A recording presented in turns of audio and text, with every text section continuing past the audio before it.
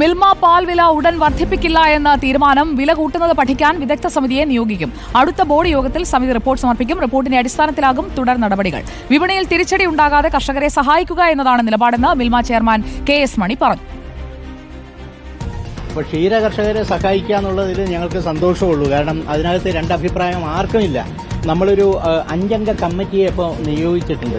ഒരു പരിശോധന നടത്തിയിട്ട് ഇതിനകത്ത് കർഷകരെ എങ്ങനെ നമുക്ക് സഹായിക്കാൻ പറ്റും അതാലോചിക്കും. അതോടൊപ്പം തന്നെ നമ്മൾ പാൽവില കൂട്ടണമെങ്കിൽ എത്ര കൂട്ടിയാൽ, കാരണം ഉൽപാദന ചെലവിനനുസരിച്ച് പാൽവില കൊടുക്കാൻ പറ്റില്ല എന്ന് നമുക്കൊക്കെ അറിയാം. നമുക്കിത് മുന്നോട്ട് പോകാൻ കർഷകർ നിലനിൽക്കണം, അതോടൊപ്പം മിൽമ എന്നുള്ള സ്ഥാപനം നിലനിൽക്കണം. അങ്ങനെ ബാലൻസ് ചെയ്തിട്ടുള്ള ഒരു റിപ്പോർട്ട് അടുത്ത ബോർഡിന് നമുക്ക് മുമ്പിൽ തരാനായിട്ടാണ് ഇപ്പോൾ ഇന്ന് തീരുമാനിച്ചിട്ടുള്ളത്.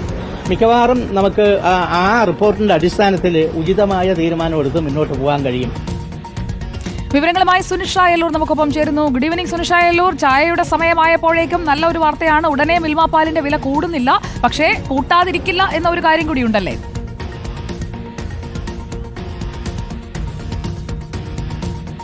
സുജയ, ഏതായാലും മിൽമ പാലിന് നിലവിൽ ഇപ്പോൾ തൽക്കാലം നോക്കിയാൽ വില വർധനം ഉണ്ടാകില്ല എന്നത് തന്നെയാണ് അറിയിച്ചിരിക്കുന്നത്. ഇന്ന് ചേർന്ന യോഗത്തിലാണ് ഈ ഒരു തീരുമാനത്തിലേക്ക് എത്തിയിരിക്കുന്നത്. പക്ഷേ ഇതിനെക്കുറിച്ച് വിശദമായി പഠിക്കേണ്ടതുണ്ട്. നേരത്തെ തന്നെ ഈ വില വർധനവ് 4 മുതൽ 6 രൂപ വരെയൊക്കെ വില വർധനവ് ഉണ്ടാകുമെന്ന് പറയുമ്പോൾ ഇപ്പോൾ ലിറ്ററിന് 52 രൂപയാണ് വില. അതിപ്പോൾ 4 രൂപയൊക്കെ കയറുമ്പോൾ 60നോട് അടുത്താകും. അത് നിരവധി ആളുകളെ, വാങ്ങിക്കുന്ന ആളുകളെ സംബന്ധിച്ചിടത്തോളം വലിയ രീതിയിൽ ബാധിക്കുമെന്നുള്ളത് തന്നെയായിരുന്നു കണക്കുകൂട്ടൽ. പക്ഷേ ക്ഷീര കർഷകരെ സംബന്ധിച്ചിടത്തോളം കൂട്ടേണ്ടതിന്റെ ആവശ്യകത അതേറെ ആയിരുന്നു എന്നുള്ളതാണ്. പക്ഷേ നിലവിൽ അതുകൊണ്ട് തന്നെയാണ് ഒരു പഠനം നടത്താനായി ഒരു വിദഗ്ധ സമിതിയെ തന്നെ നിയോഗിച്ചിരിക്കുന്നത്.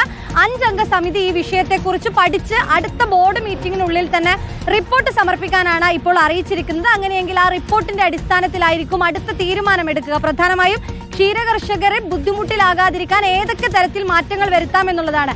ഈ പാലിന്റെ വില വർധനവ് എന്നതിനപ്പുറം മറ്റേതെങ്കിലും തരത്തിൽ ക്ഷീരകർഷകർക്ക് സഹായിക്കുന്ന തരത്തിൽ മറ്റേതെങ്കിലും രീതിയിൽ മാറ്റം വരുത്താൻ കഴിയുമോ എന്നതും ആലോചിക്കുന്നുണ്ട്. ഒപ്പം തന്നെ 52 രൂപയിൽ നിന്നും എത്ര രൂപ വില വർധനവ് എന്നതുകൂടി ഈ സമിതി ആലോചിക്കുമെന്നുള്ളതാണ് അറിയാൻ കഴിയുന്നത്. അങ്ങനെയെങ്കിൽ അടുത്ത ബോർഡ് മീറ്റിംഗിൽ തന്നെ കൃത്യമായി റിപ്പോർട്ട് പഠിച്ച ശേഷമായിരിക്കും 3 രൂപയാണോ അതോ 1.5 രൂപ കൂട്ടിയാൽ മതിയോ അക്കാര്യത്തിൽ ഒരു തീരുമാനമാവുക. തൽക്കാലത്തേക്ക് നമുക്കൊരു ആശ്വാസമാണ്.